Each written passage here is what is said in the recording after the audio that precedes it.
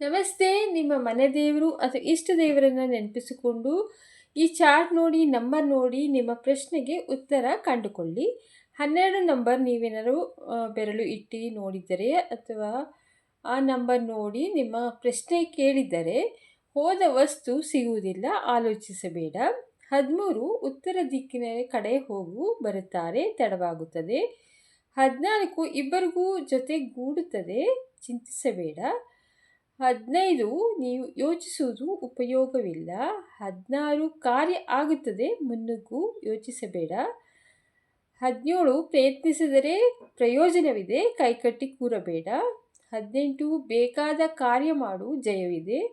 19 ಬಹಳ ಯೋಚಿಸಿ ಹುಷಾರಿನಿಂದ ಮಾಡು, ಜಯ ಸಿಗುತ್ತದೆ.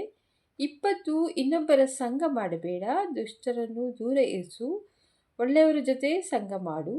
21 ಸದ್ಯ ಒಳ್ಳೆಯದಿದೆ, ಆದರೆ ಮುಂದೆ ಕಂಟಕ ಆಗಬಹುದು. ಗುರುಜಪ ಪೂಜೆ ಮಾಡಿದರೆ ಒಳ್ಳೆಯದಾಗುತ್ತದೆ, ಹೆದರಬೇಡ.